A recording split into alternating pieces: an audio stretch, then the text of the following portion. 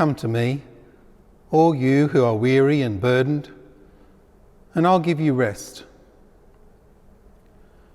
Take my yoke upon you and learn from me, for I am gentle and humble in heart, and you will find rest for your souls. For my yoke is easy and my burden is light. To say 2020 has been a difficult year would have to be the greatest understatement of the year.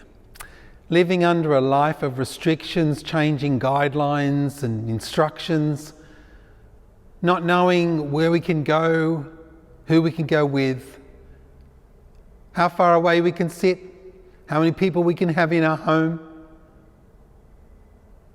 deciding when church ministries will resume. These are just a list of a few of some of the things that have impacted us this year. But underneath all the COVID restrictions and the COVID psyche that we have at the moment are people living ordinary lives. People facing challenges, experiences, joys and excitement, which is all still occurring. There's wedding anniversaries, there are special birthdays, babies are born, weddings are being held. And as we know, sadly, across our nation, there have been a loss of life. But not only across our nation, but also within our own church family, both members of our church and also family members of our church family.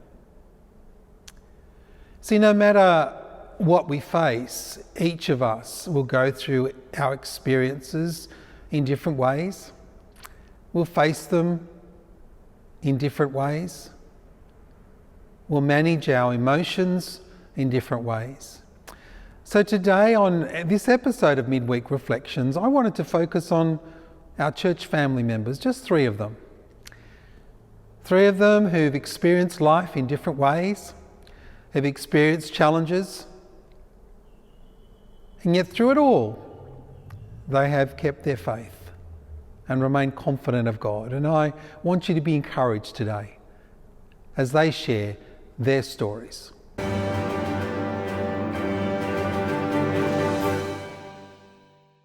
Howard, I'm Bill Gooley.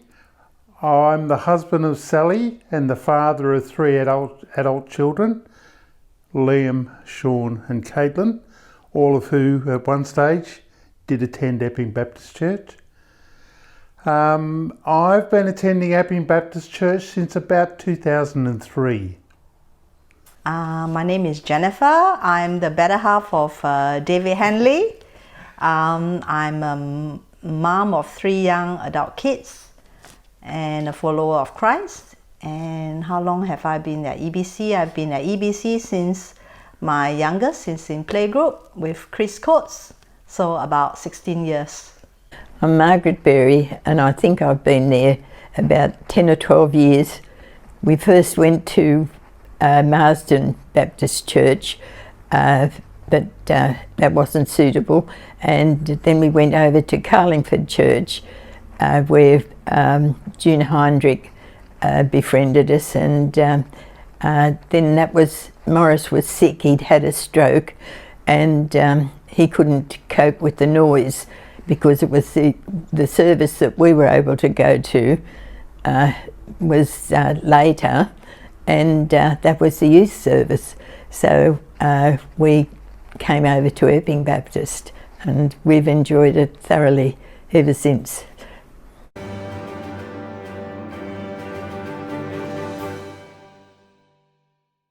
Howard, I had a stroke in December 2014, and that was a time of major upheaval for our family following my stroke. It came as a surprise, or a bolt out of the blue, as they say. And I was in hospital for 6 weeks, followed by 2 months of rehab, and about 18 months of rehab as a outpatient. Of course, I just want to share with the community about the recent COVID. I have my eldest son who just graduated this year, and the hospital he was posted in had his patient had came down with suspect COVID. This was the early days, very early days, when no one knew what was happening and what to expect. So there was a mad scramble, and he found himself having to go through the testing and got himself quarantined. So because of him, our entire family had to go into quite a rapid lockdown. So it was quite a tense and it's quite a scary period. And even after he was tested negative, while all of us could work from home, he still has to turn up every day at the hospital. And so it was and it still is quite a tense period. That was when I was converted. We went to a Billy Graham convention, and the six of us went forward, and we were baptised after that, and we gave our talk about it and why we did it. And then I wasn't happy about anything because our church was so conservative at the time. And I thought, I really shouldn't have done it. But anyway, we started to go to Hornsby Church. We moved to Asquith, and we started when we were married, and we went to Hornsby Church, and there were Texan people coming to take a conference. And anyway, I was sitting in the seat listening, and I felt somebody was pushing me out of my seat, and I had to go forward, and I felt better ever since then, more assured.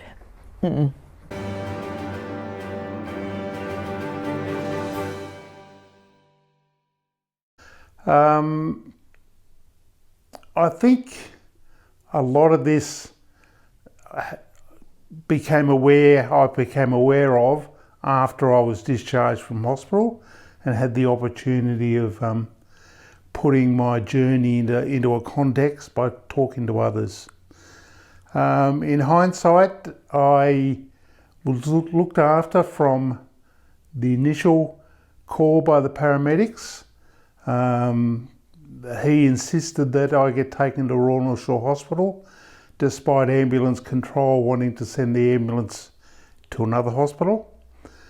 The neurological surgeon, who was a Christian, was on duty at the time of my admission, and he was the head of neurology, so I was in expert hands from the moment I arrived.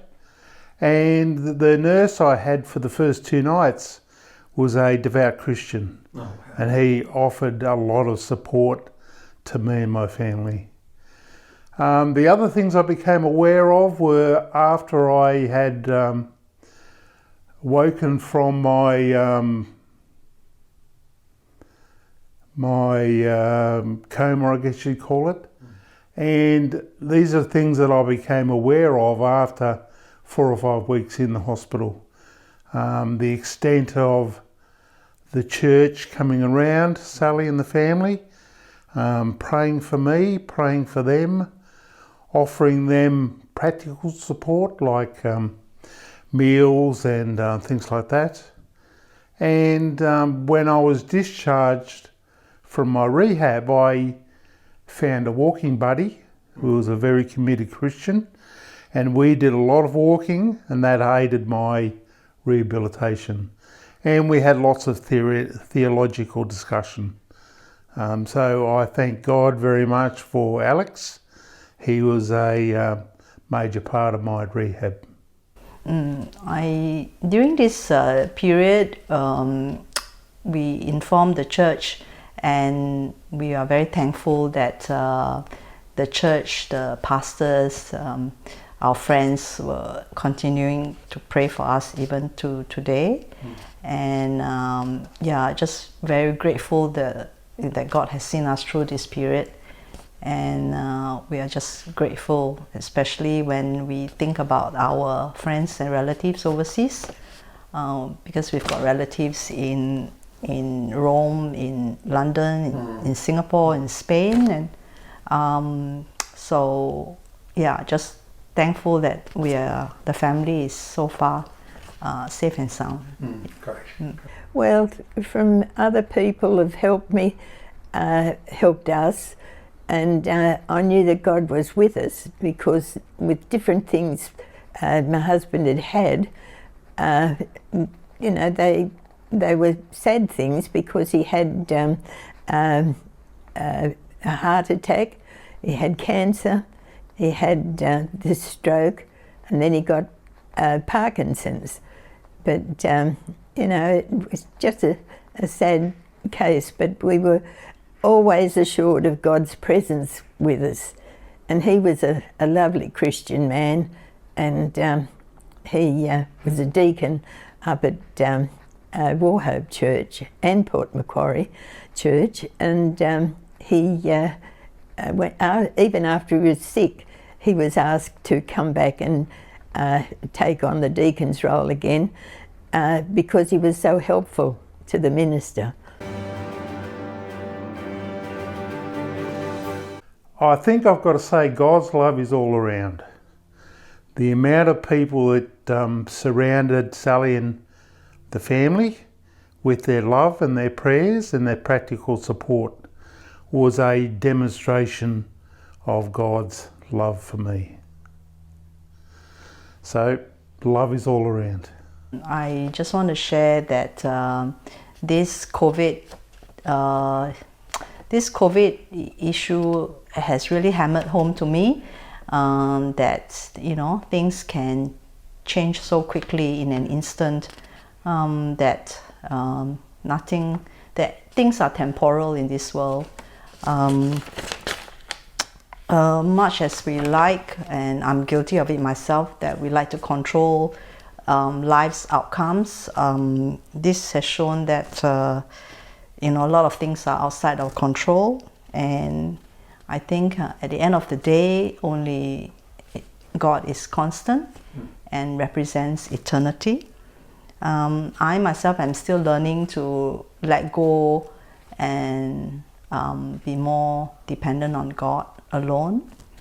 And even like right now, in the midst of COVID, my husband has decided to retire next year, and I think the old me would plan things to the wazoo, but now I've no plans at all, and we just trust that God, He's got plans for us. He has plans to prosper and not harm us. And as I always like to say, no worries. Well, I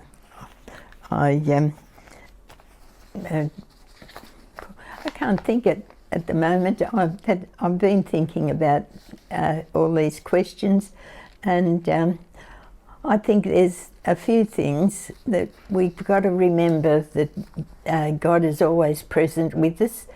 He walks with us through life, and he, no matter what we do, He'll forgive us if we ask for it. And there's a lot of problems in the world, but we can talk to Him about it, and we know that He's ready to answer. And it's not always the answer we want, but He answers prayer. And I've got a couple of things here I thought I'd like to read, and this is the way I feel. This is God speaking. Look, you must face reality. You were made for me. If you use the gift of free will I have given you to violate my will, I won't stop you, but you will have to bear the consequences of your actions. And I think that's good thing to remember. And if we all remembered that, we'd be obedient to God and follow Him. And I was going to read a little prayer. This one's Peter Marshall's prayer, the chaplain to the Congress in America. I'll put my glasses on to read. Dear Heavenly Father, I'm lost without you. I have brought you so much pain and hurt, yet you still love me and you still forgive me unconditionally. Reveal to me the changes I need to make in my life. Father, develop within me a heart of forgiveness like your heart of forgiveness for me.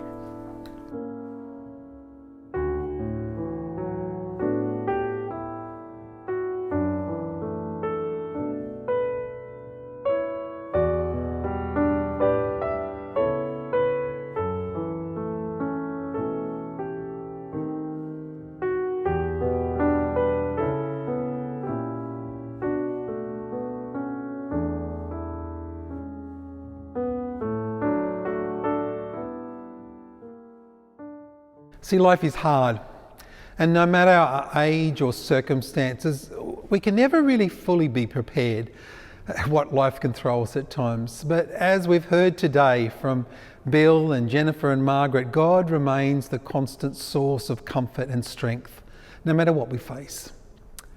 Isaiah 43:2 says, "When you go through deep waters, I will be with you."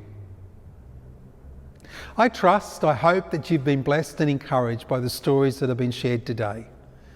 Everyday experiences, some more difficult than others, and yet through it all, I hope you've heard the common thread. God remains constant.